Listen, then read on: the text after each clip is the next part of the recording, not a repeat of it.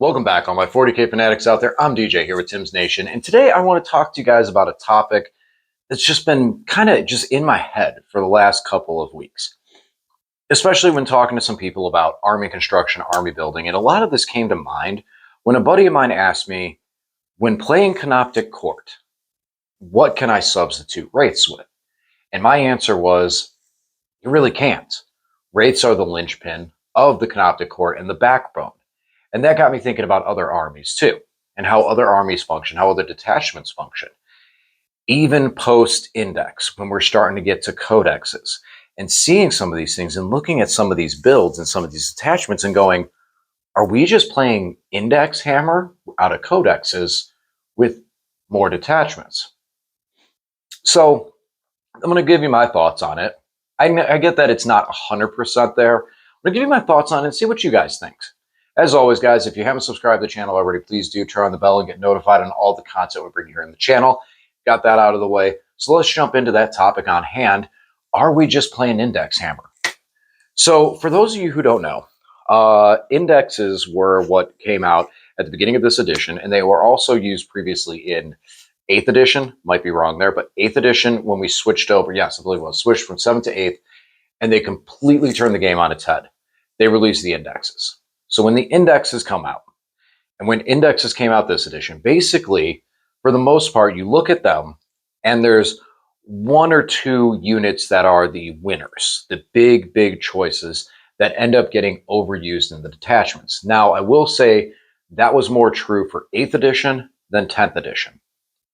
But within 10th edition, we are still seeing some of the big winners. Chaos had their cultists, Necrons had the Lich Guard, out of the index, I'm saying, out of the index, et cetera, et cetera, et cetera. We go down the list. There was a lot of armies that had specific units out of their detachments that they would take multiples of, and that's how the army ran.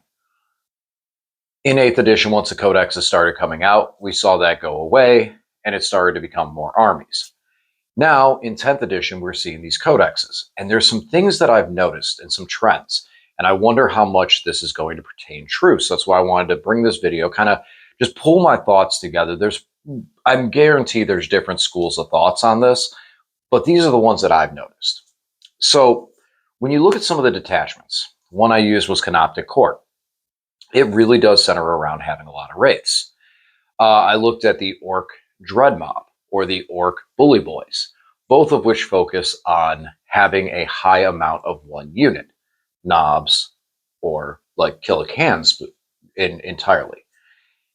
And in a lot of ways, some of these attachments that we see really do focus on that linear form. Now, I know that a lot of the Space Marine ones are still very wide in their model line and model range, and those armies do still tend to have multiple other units. But an example is Lane's Death Watch, the Dev Watch that he's been playing. Now, granted, it is Death Watch, so that is it is not a very well represented army. So yes, when you have an army that's not very well represented and you find something that does work, you have to really focus on that. Anyone who's played underdog armies in past editions knows when you have one thing that works, that's where everything gets invested into. For Lane, though, if we've seen in the past, we've seen Terminator spam, we've seen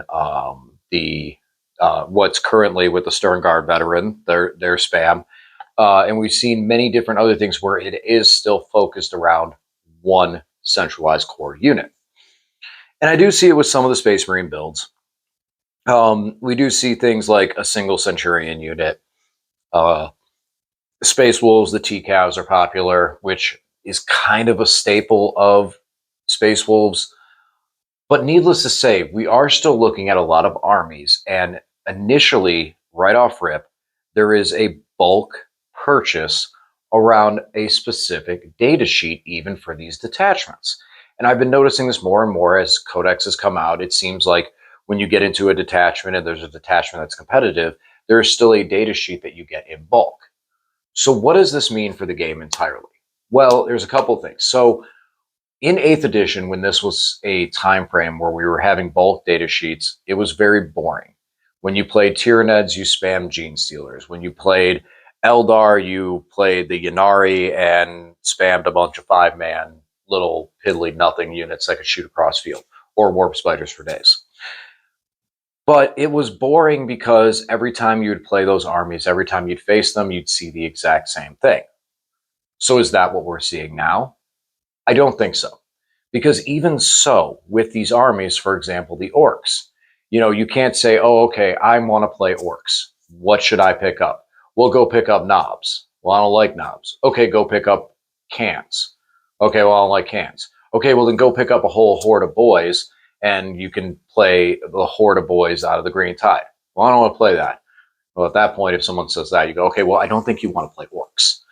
But my point is that there is still multiple detachments within that realm that require a dedication to one of those units. So when you look at an army, and this is one of the issues with 8th edition indexes, when you looked at an army such as Tyranids and said, oh, I like all the big monsters, I want to play big monsters, they're like, that's great, but it's not competitive. Friendly, sure, go right ahead. Competitively, you can't do it. So now it's, okay, you want to play Tyranids. Oh, you like the big monsters. Okay, well, here's a detachment for you. You're not going to get as much of this other effectiveness out of the little stuff, but if you like the monsters, here you go, get it in bulk.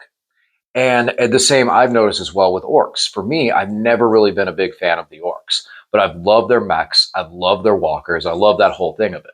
So the Dread Mob is now appeals to me as a very, very fun army that I really want to invest more time into the painting and the models and the collecting because it focuses on that. Over into Necrons, I love the Canoptic units. We have the Canoptic Court. I can just play Canoptic all day. If you like all the characters and stuff like that, you have the Obeisance Phalanx that works out well.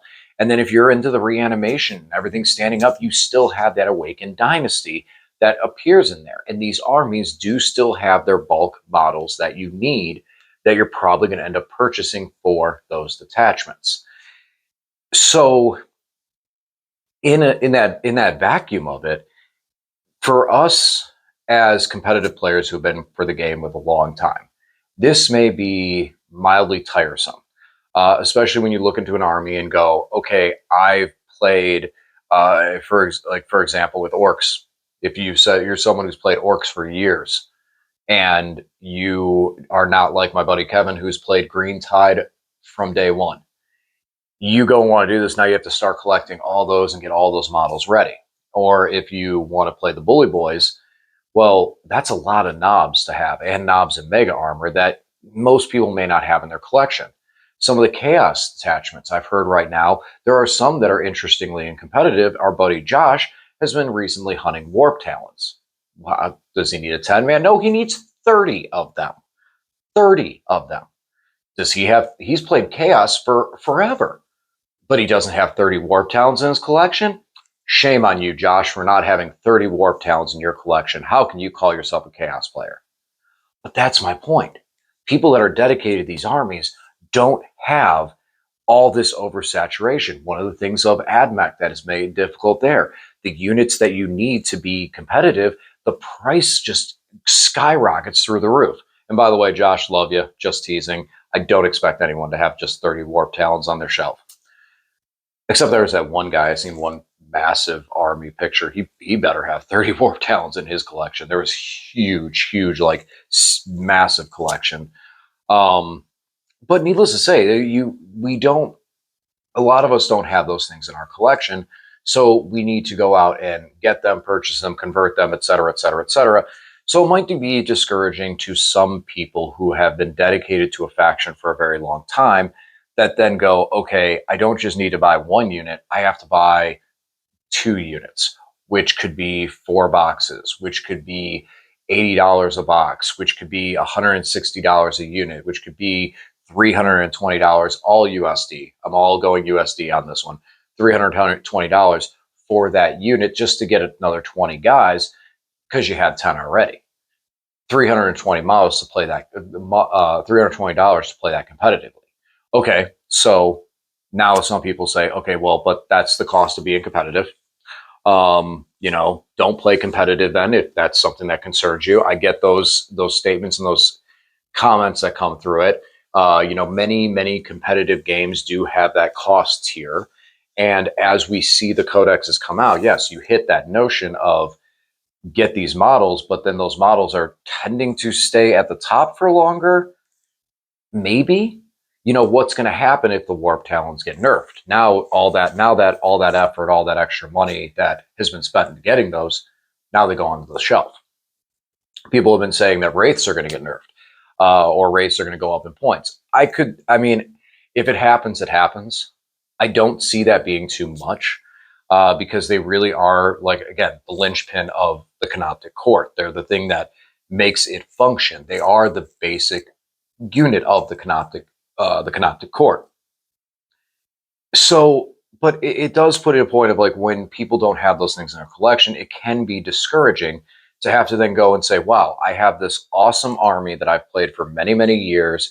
I have all these cool things painted, but now I have to go add 20 more of this or 20 more of that, and all these little aspects of it that could get expensive to be able to play that army competitively. However, I think that is I think that's an easy pill to swallow for what it turns around in the entire what we can gain from this in the realm of competitive 40K. And yes, this is entirely in the views of competitive play, because a couple things are the people that are playing competitive typically and want to stay at that highest level in that sense. If you're doing that, some of those people have won tournaments, won local store tournaments, and won some store credit to be able to support them in getting those models. Number two, if they haven't, they have models in their collection that they can trade up, and there's a lot of buy, sell, trade places to be able to get those things. As well, conversions. Conversions are very, very important on the competitive level for the overall score for your army. So this might be an opportunity to do some conversions to help those units stay separated. And at the same time, too, a lot of these things that you're going up with. If you're having to go out and get 30 warp talons right now, then, it's kind of one of those things of, like, I guess warp talons are in a weird column because, yes, their warp talons have not been a strong unit for a while. They've been there, they've been decent. Some people may have used them for point scoring in the past. So it is kind of an awkward one with the warp talons. But a lot of other units, most people have a bit in their collection. For like wraiths, when wraiths became popular, I already had 12 wraiths in my collection just because wraiths have been decent moving through. When people were running Lich Guard and they were running 30 of them, I didn't have that. I ran 10 and I ran the warriors to back them up. So I do get that, and I can understand where some people could be upset to have to go and say, wow, to play this competitive list, I have to go do this stuff. But guess what? That's been competitive 40K for a long time. A codex hits and suddenly things that were terrible become good, things that are good become terrible, and you got to make that switch if that's the army you want to play. But there is a lot of positives that come from this.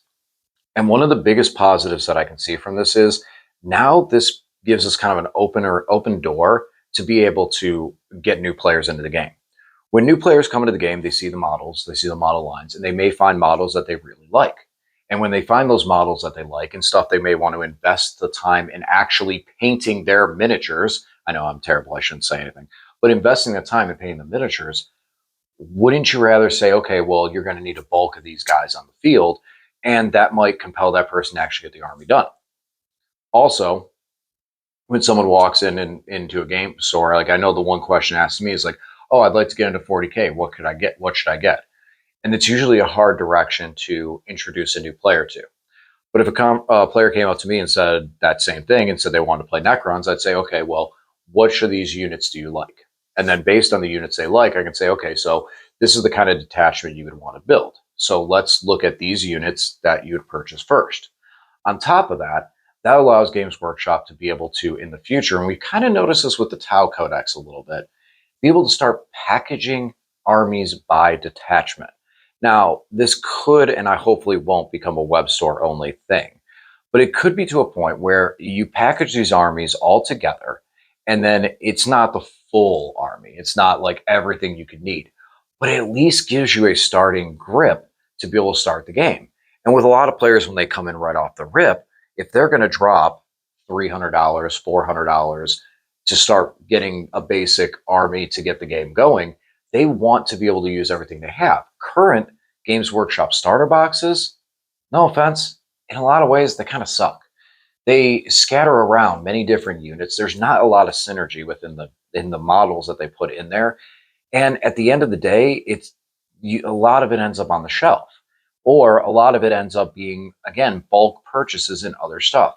If we look over some of the Necron detachments, I mean, warriors are in everything, and there's not enough originality to make these boxes of value.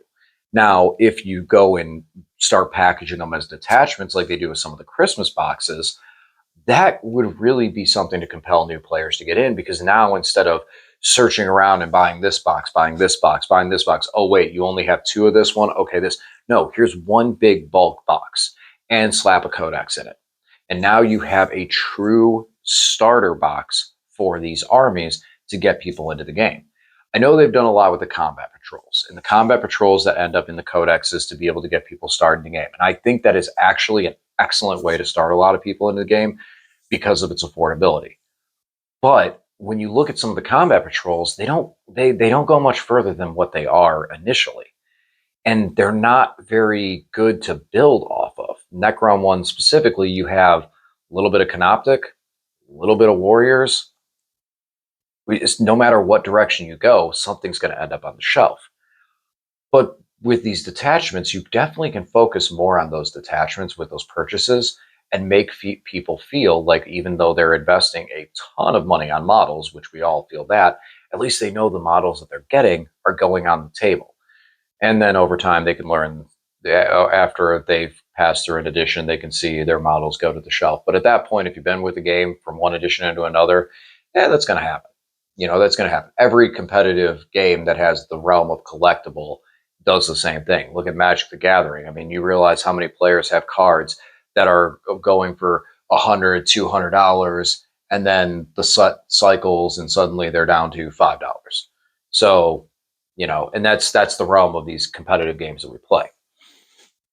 So in a nutshell, what I'm trying to say is, I guess with this whole thing, is just these are things that I've kind of noticed within the way that Games Workshop may be going with the overall business model of how 40K is going to be presented. We may be seeing with these detachments that they might box these together and start selling them that way to be able to push for new players, because a lot of these detachments do have that initial core. These codexes come out and they still have that index feel to them, but I'm okay with it because it's not Codex Necron, Codex Orc, detachment, 1 unit. It's Codex Necrons, 5 detachments. Each one has its own little thing. And it still gives you that flavor for whatever you want to play, especially because of the fact that a lot of units that are trash in some aspects, there's another detachment that does work for them. Except for Praetorians. There's no detachment that works for them, sadly. So, I don't know. Let me know what you guys think. This is something that I've been noticing with a lot of the new codexes coming out, and the releases, and just how it goes. I would say I'm a fan of it. I'm a fan of that idea. I do like it. Yes, it can get wild in some areas where you're like, okay, I want to run this army. I like this detachment, but this detachment requires something like, for example, the Dread Mob. I'm running 18 kilocans. There's some things that are ridiculous like that, or the Bully Boys, which however many knobs that is. I'm sure someone will put down in the comment section, but how many knobs you can run in that thing, it's just insanely high number. And those are things that most people, unless your name is Steve Betos, don't have in their collection. So for most of the armies, a lot of stuff that we don't have in the collection, but gives you that new exciting opportunity to get some new models in your collection. And I mean, I like new stuff. I like new toys. I just wish that I would like to see some new models, for most of the armies. Would love to.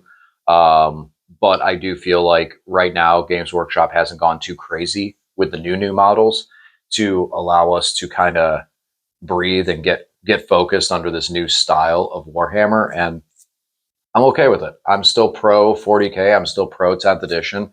I still feel that it's going in the right direction. But this is something that I've noticed that might be a way to help sell it to a new player that you're trying to bring into the game, a buddy you're trying to bring in, and saying, okay, this is the best time to come in. Here's why. What army do you like? And start going through those chains of what they can do to build that army for potentially cheaper and have less models on the shelf. Let me know what you guys think. Comment down below. And as always, thanks for watching. I'll talk to you again soon.